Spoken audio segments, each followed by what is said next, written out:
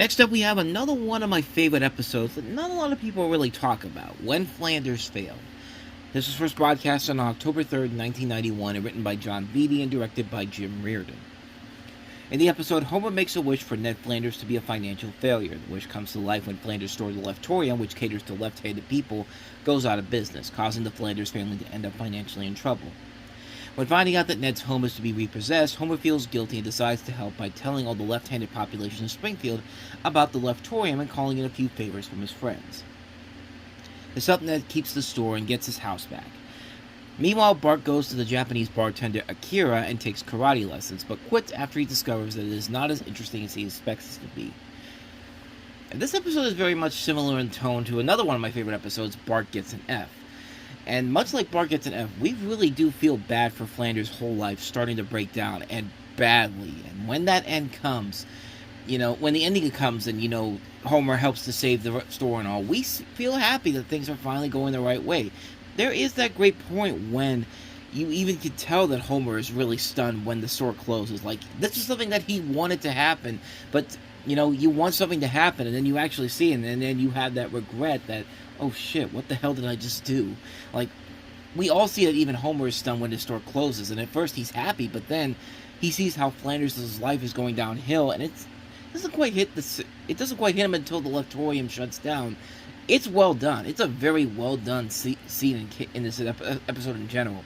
And yes, Homer can be seen as extremely way too harsh in some of the scenes against Flanders in this. Like, there's that bit where, Ned is selling off all his stuff, and, Homer's trying to haggle his way out, paying the cheapest amount of money possible, and he gets his entire living room set for $25. Homer, this is the Flanders' entire living room set. How much did you pay for this? Only 75 beans. $75? And it's just, and Marge even looks at him just like, man, that must be desperate. It's just like, no, Homer finagled his way to get it for as cheap as possible. Like, but to the episode's credit, it doesn't go completely insane with it and over the top with it. In fact, there's even a point in the episode where, Homer dreams of what he'd wished for, and it briefly cuts to a grave with Flanders' name on it, and Homer's just like, yeah, too much. Like, even he knows, yeah, it could have gotten a whole lot worse with his visions overall.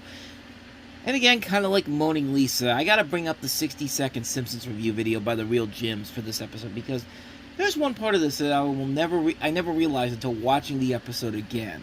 When Flanders Fails is an episode about a guy who opens a specialty store, does absolutely nothing to promote or sell his goods, and then succeeds anyway because his asshole neighbor bails him out. And that's pretty much it. You don't have to be Warren Buffett to recognize that Ned Flanders isn't much of a businessman. He's definitely someone you want to root for, of course, but it's hard to say he deserves a happy ending. The guy sinks his whole life savings into a store that only caters to 1/9 of the population. Even though there somehow is enough demand for such a store, he isn't able to bring in these customers himself. I realize it's tacky to self-promote and everything, but when you're running a business, you have to self-promote. I mean, yeah, he's making a good point. I mean, the part where he talks about how Flanders never self-promoted the store makes perfect sense. I mean, it doesn't take that much to promote your product, and keep in mind, this is back in 1991. There's no internet out there. There's no way to connect to people right away. You just got to go to the newspapers. You got to get advertising involved, and it's just like, as he said, you need to advertise your product in order for the people to check it out, plain and simple. But then again, hey, what do you expect? As the episode shows, Ned really doesn't know how to make a profit on this stuff. Like I said, at the garage sale, Homer buys most of his furniture off of him for $75. I believe. It could have been something else. I mean, either way, that's not really something that somebody who's desperate for money needs to spend. And again, once again, Homer does eventually come to his ways, and the ending is a good payoff showing that Homer has his limits when he sees somebody he doesn't care for in agony. And on top of that, there is a very funny subplot with Bart taking the karate lessons and trying to use a video game move known as the Touch of Death to intimidate his enemies, and it leads to a very hilarious payoff at the end, which short but sweet, and it just gets to the point right away. When Flanders Fails is a great Homer Flanders episode with proof that while Homer may not like Ned for being so goody-goody, he just can't stand to see him at his worst. It's got some big problems with it, but not enough to make me hate the episode as much as I did. But I didn't hate it at all. I mean, it is definitely one of my favorite episodes. It's another winner for The Simpsons.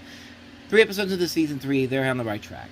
To Ned Flanders, the richest left-handed man in town. Everybody! Race guys are gonna clear up! Stick out that noble chin. Wipe off that full of doubt look. Slap on spread.